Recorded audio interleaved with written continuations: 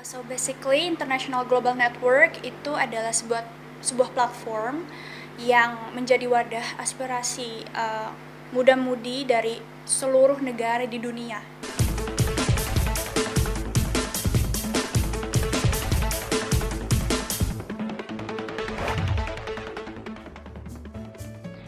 Di International Global Network, jadi aku berperan sebagai ambasador atau dutanya International Global Network. Nah, sebagai ambasador, aku berperan untuk meningkatkan awareness lagi-lagi untuk masyarakat di sekitar, masyarakat terdekatku. Syukur-syukur bisa sampai insight-nya ke masyarakat dunia gitu, karena ini kan level internasional. Nah, di International Global Network sendiri, kami juga ada personal project. Nah, di personal project ini aku membuat program tentang lagi-lagi pendidikan lingkungan.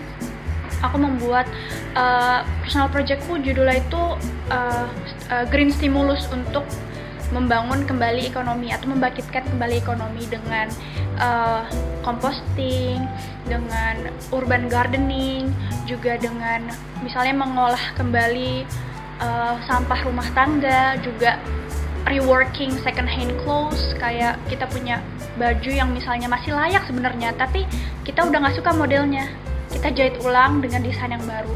Jadi itu personal project aku. Nah, di lain sisi juga aku membantu mempromosikan acara-acara yang dibuat seperti yang tadi, konferensi internasional, kemudian studi ekskursi dan lain-lain.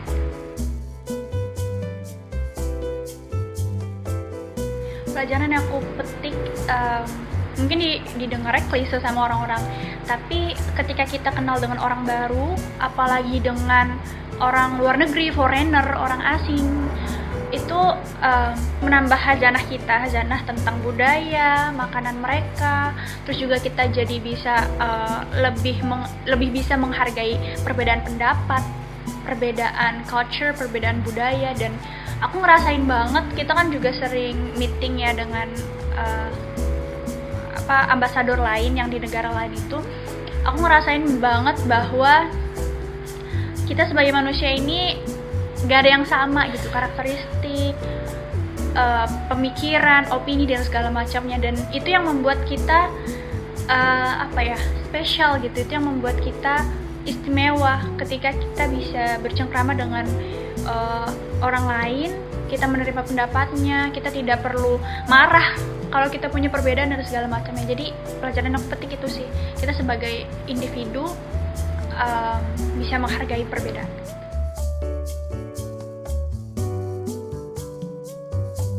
Oke, bermimpi itu boleh kan ya? Jadi aku pengen banget. Jadi gini, aku sekarang kuliah di Rusia, jurusan hubungan internasional. Nah, kenapa aku memilih jurusan hubungan internasional? Karena itu sangat relevan dengan field aku, juga dengan role yang aku mainkan gitu. Aku jadi ambasador di International Global Network, aku jadi putri pendidikan, aku tergabung di Climate Reality Project. Itu sangat relevan dengan field aku. Dan 10 tahun ke depan, aku ingin banget kerja di PBB, di Perserikatan Bangsa-Bangsa, di dewan manapun. Tapi aku pengen di UNESCO atau di UNICEF, karena itu fokus terhadap pendidikan dan anak-anak kan. Jadi 10 tahun lagi aku pengen aku sudah duduk di kursi dewan PBB, terus aku punya ladang di Switzerland, dan tetap mengucurkan dana atau uang yang aku punya untuk menyejahterakan Indonesia. Jadi meskipun ragaku di mana, itu dukunganku, jiwaku akan tetap di Indonesia gitu. Aku cinta banget sama Indonesia, cinta banget. Kalau aku bisa bilang, mungkin aku terlalu nista, aku terlalu jelek untuk Indonesia yang kepalang indah, terus perbendaharaan kataku terlampau miskin untuk Indonesia yang kepalang kaya. Jadi aku kadang aku kalau misalnya nonton film luar negeri dan segala macamnya, aku langsung keinget sama negeriku gitu. Duh, Indonesia bisa nggak ya kayak gini gitu. Misalnya dari produksi film aja deh, aku tuh pengen Indonesia juga kayak gitu. Aku pengen Indonesia itu masyarakatnya juga ada pembaharuan pola pikir, pembaharuan tindakan dan segala macamnya, biar nggak rebahan lagi, karena kita itu tertinggal jauh banget sama negara-negara maju. Dan Dan aku pengen banget setelah aku balik dari Rusia, aku pengen banget menjadikan Indonesia ini negaraku jadi negara yang besar gitu. Sebenarnya dari dulu aku menjalankan aksiku juga sebenarnya pemerintah nggak tahu, dan aku juga cenderung lumayan sulit untuk melibatkan mereka karena di Indonesia birokrasinya lumayan sulit, dan aku tidak mau membuat itu menghambat aku untuk berbuat baik. Aku nggak mau karena pemerintah atau pemangku kebijakan tidak terlibat langsung dalam aksiku, aku tidak mau itu menghambat pergerakanku gitu. Jadi menurutku nggak masalah kalau pemerintah nggak dukung. Aku suka sama quote yang bunyinya kayak gini: work hard in silence, let your success be your noise. Kita kerja dalam diam nih, biarkan sukses itu riuh dengan sendirinya. Jadi aku lebih pengen membuktikan bahwa ini outputnya loh, ini outcome-nya dari aksiku selama ini, dan pemerintah nggak harus tahu prosesnya. Jadi biarin aja aku nanti kasih tahu hasilnya kayak gitu. Harapanku untuk pendidikan Indonesia, kita tidak lagi melihat nilai yang dihasilkan seseorang sebagai representasi dari pemikiran atau otaknya gitu. Karena ini menarik ya. Waktu itu aku pernah ekspedisi ke Entikong, ke Kalimantan Barat, perbatasan Indonesia dan Malaysia. Dan aku melihat di sana bahkan mereka bersekolah dengan baju yang mereka punya gitu. Maksudnya dengan kain yang mungkin hanya itu yang mereka punya gitu. Jadi jangan lagi kita melihat pendidikan sebagai bukan dalam artian kita jadi kaum yang rebel gitu ya, sekolah nggak pakai seragam atau kayak gimana. Tapi aku melihat antusiasme mereka belajar itu sangat tinggi gitu. Tapi mereka nggak punya seragam, mereka nggak punya buku, bahkan mereka menimba ilmu misalnya hanya dengan telinga dan dengan mata gitu. Jadi aku berharap tidak ada lagi sentralisasi penjajahteraan institusi pendidikan. Artinya sentralisasi apa? Terjadi surplus misalnya di Jawa doang sejahteranya pendidikan, tapi di daerah-daerah perbatasan, di garda terluar Indonesia, di Entikong, di Papua dan sebagainya, itu rendah sekali gitu loh tingkat pendidikan. Jadi jangan sampai ini sentralisasi terus-menerus terjadi gitu. Dan kesejahteraan guru yang mengajar di di perbatasan itu sangat rendah sekali, padahal mereka yang punya jiwa dedikasi lebih tinggi gitu. Ini benar-benar real saat aku ke Entikong, ketika ada 6 kelas 1 sampai kelas 6 yang ngajar cuma 2 guru. Sedangkan di kota-kota besar, satu sekolah itu terjadi surplus guru, banyak sekali guru yang mungkin kenapa nggak tenaga pendidik kita salurkan ke daerah-daerah perbatasan, dan guru-guru di daerah perbatasan kesejahteraannya ditingkatkan, tolong. Jadi itu sih menurut aku. Jadi di berbagai artikel, di berbagai literatur itu menyatakan bahwa di Indonesia ini masih kurangnya desentralisasi kesejahteraan pendidikan.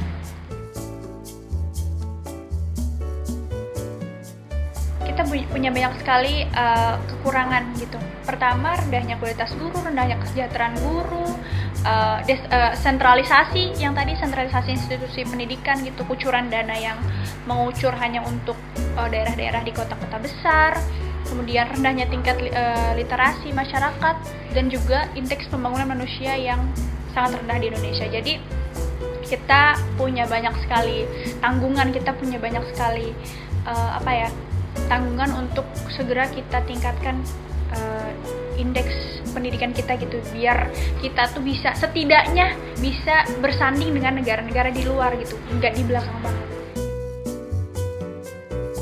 I got too many hobbies. Aku punya banyak banget hobi, tapi hobi yang sekarang lagi aku lakoni, lagi aku tekuni banget itu di bidang sastra, khususnya di puisi. Aku suka banget baca dan nulis puisi. Aku sering diundang untuk baca puisi di acara-acara besar, misalnya di Global Climate Strike, terus diundang sama European Union dan lain sebagainya.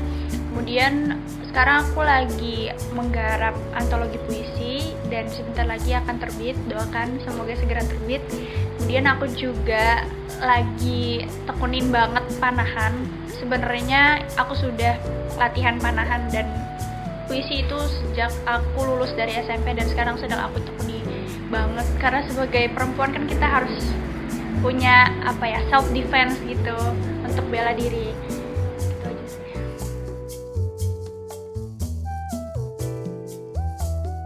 Eyang Sapardi Djoko Damono juga sama aku suka manggil sastrawan itu dengan sebutan paman atau eyang.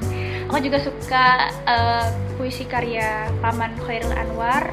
Aku punya buku antologinya. Terus aku juga suka Joko Pinurbo. Aku juga punya antologi puisinya, itu berjudul Baju Bulan. Aku suka banget sama puisinya.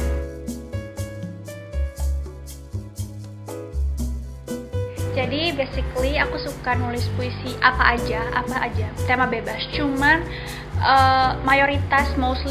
most of them aku suka banget tulis puisi satire atau puisi kritik terhadap pemerintah, kritik terhadap pemangku kebijakan, kritik terhadap situasi, dan kritik terhadap masyarakat saat ini gitu di era Kiwari.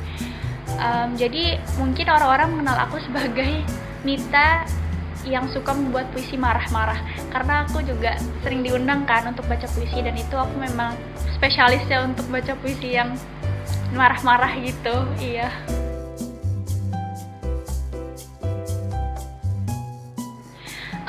Untuk pasangan sendiri, sebetulnya aku tidak terlalu mempermasalahkan background pendidikan dia apa gitu. Yang terpenting kita nyambung, satu frekuensi, bisa saling menghargai perbedaan pendapat, terus bisa menerima kekurangan masing-masing gitu. For your information, aku juga I have a crush on someone dari September sampai sekarang.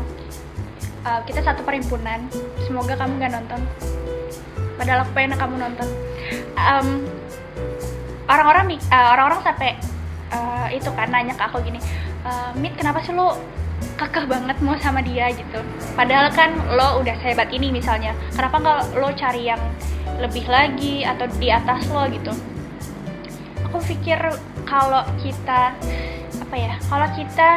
berpatokan dengan standar publik gitu kan, mau sampai kapan kita dapat pasangan yang cocok sama kita gitu? Makanya aku tidak menempatkan standar itu tinggi-tinggi gitu. Karena aku sadar aku tidak sempurna, dan meskipun begitu aku juga sering di ghosting, dan aku berpikir apakah aku harus menurunkan standarku hanya untuk mendapatkan perhatian dan kasih sayang dari lawan jenis gitu. Pesanku buat perempuan, jangan lowering your standard, jangan rendahkan standar kalian hanya untuk mendapatkan cintanya cowok gitu. Tapi jangan juga menempatkan standar terlalu tinggi, karena at the end of the day kita hanya butuh orang yang mau menerima kita, ya nggak sih? Kayak gitu. Jadi aku sangat aku tidak mempermasalahkan background kamu apa, kamu harus aktif atau lebih hebat dari aku, enggak.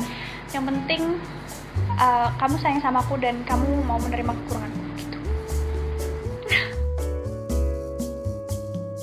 Jadi ini selalu aku bawa ya, kutipan yang paling aku suka, yaitu berasal dari Muniba Mazari. Dia motivational speaker dari Pakistan.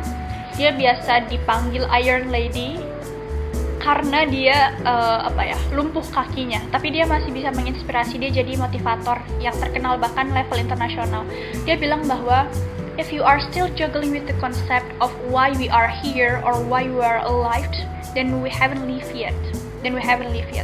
Jadi ketika kita berpikir bahwa kita belum tahu tujuan hidup kita apa, maka di hari kita belum menyadarinya, kita belum benar-benar hidup. Jadi start from now gitu. Mulai dari sekarang, mulai cari tujuan kamu hidup itu apa. Karena hidup bukan hanya menunggu tua dan redup gitu, melainkan hidup ini harus kita manfaatkan biar kita bisa creating our own legacy, warisan yang bisa dirasakan kebermanfaatannya dengan masyarakat. Jadi mulai dari sekarang, karena kita nggak tahu kan, kali aja 1 bulan lagi Dajjal datang, besok kiamat atau gimana, dan kita hanya bisa menyesali gue selama hidup ngapain aja ya gitu. Jadi menurut aku ketika kamu ada kesempatan, lakukan gitu. Dan aku ada satu quote lagi, mereka bilang kita harus mengubur mimpi-mimpi kita. Mereka nggak tahu, they have no idea kalau kita sedang menyiapkan liang lahat untuk mengubur perkataan mereka. So, tetap berkarya. Oke, terima kasih banyak teman-teman yang udah sudi dan bersedia mendengar ocehanku. Jangan lupa untuk like, comment, dan subscribe YouTube ini. Juga jangan lupa follow Instagramku di @kumiskismis_. See ya!